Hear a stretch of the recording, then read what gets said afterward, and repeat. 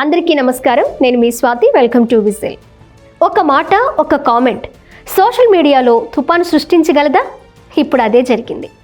ప్రముఖ పండితుడు గరికిపాటి చేసిన బడి పిల్లల మధ్యాహ్న భోజన పథకం, అందులో కోడిగుడ్డు వ్యాఖ్యలు ఇప్పుడు వైరల్ అవుతూ పెద్ద వివాదానికి దారితీశాయి. అసలు ఏమన్నారు? ఎందుకంత రచ్చ? చూద్దాం ఒకసారి.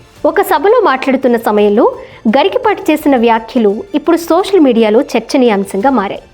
ఆ వ్యాఖ్యల్లో ఆయన చేసిన ఉపమానం కొందరికి సరదాగా అనిపించినా మరికొందరికి అవమానంగా అనిపించింది. మధ్యాహ్న భోజనం ముఖ్యమైనది, చదువు మధ్యాహ్నం అయిపోయింది. చదువు ఎవడికి అక్కర్లా. భోజనంలో గుడ్డెట్టారా, గడిది గుడ్డెట్టారా, అన్నం తినేవాడు కోడిగుడ్డు పెట్టడం ఏంటంటే బుద్ధి ఉందా లేదా? చదువుకోమని లేకపోతే వెళ్ళిపోమని చెప్పాను. కోడిగుడ్డు కోసం వస్తావు నువ్వు. ఈ గుడ్లు లెక్క రాయాలి మాస్టర్లు, వాళ్ళ కర్మ కాలిపోయి. చదువు చెప్పక్కర్లా. ఎన్ని గుడ్లు వెళ్ళాయి, ఎన్ని గుడ్లు మిగిలాయి, ఎన్ని గుడ్లు మధ్యలో పేలాయి, ఎన్ని గుడ్లు ఈ మాస్టర్ తినేసాడు. ఇంక వీడు చదువు ఎందుకు చెబుతాడండి? అసలు పిల్లలకి భోజనం పెట్టడం ఏంటంటే వాళ్ళ భోజనాలు వాళ్ళని తెచ్చుకోవలేదు, మానేమానండి. పిల్లలకు భోజనం పెట్టి పుస్తకాలు ఇచ్చి యూనిఫార్మ్ ఇన్ని ఇస్తే వాడు చదువుతాడా? శోభనం పెళ్లి కొడుకులో మంచం ఎక్కి కూర్చుంటాడు. ఇదే ఆ వివాదానికి బీజమైంది.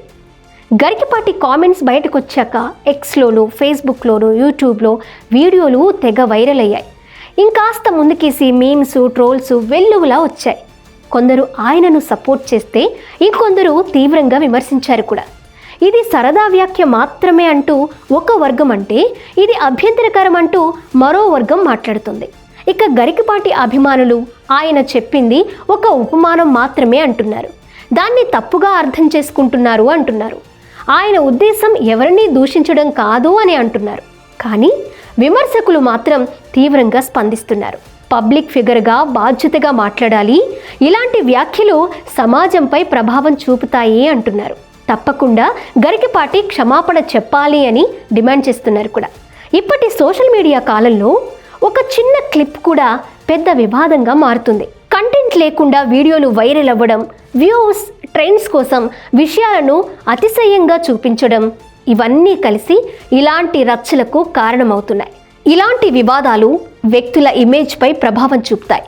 అభిమానులు వర్సెస్ విమర్శకుల మధ్య విభేదాలు పెంచుతాయి.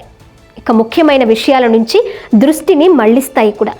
ఇది కేవలం ఒక కామెంట్ కాదు, సోషల్ మీడియా శక్తి ఎంతుందో చూపించే ఒక ఉదాహరణ. మొత్తానికి గరికిపాటి కోడిగుడ్డు కామెంట్స్ ఇప్పుడు ఒక పెద్ద డిబేట్గా మారాయి. ఇది సరదా మాట లేక బాధ్యతారాహిత్య వ్యాఖ్య అన్నది ప్రేక్షకుల నిర్ణయం. కానీ ఒక విషయం మాత్రం స్పష్టమవుతుంది. ఇప్పటి డిజిటల్ యుగంలో ప్రతి మాటకు విలువ ఉంది, ప్రభావం ఉంది. ప్రభుత్వ పాఠశాలల్లో చదివే పిల్లలకు పోషకాహారం అందించేందుకు మధ్యాహ్న భోజన పథకం ఎంతో కీలకం. ప్రత్యేకంగా కోడిగుడ్డు ప్రోటీన్, పోషక విలువల కోసం చాలా ముఖ్యమైన ఆహారం అది. అందుకే చాలా రాష్ట్రాల్లో కూడా వారానికి పలుమార్లు కోడిగుడ్డు అందిస్తున్నారు. కోడిగుడ్డు ఇవ్వడం, ఆహారపు అలవాట్లు, సంస్కృతి గురించి ఆయన చేసిన వ్యాఖ్యలు కొంతమందికి అసహనాన్ని కలిగించాయి.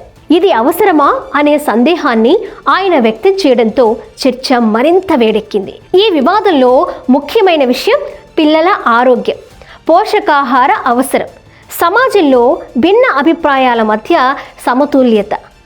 కోడిగుడ్డు ఇవ్వాలా వద్దా అనే ప్రశ్న కంటే కూడా పిల్లలకు సరైన పోషకాహారం ఎలా అందించాలి అనేదే ముఖ్యమైన విషయం.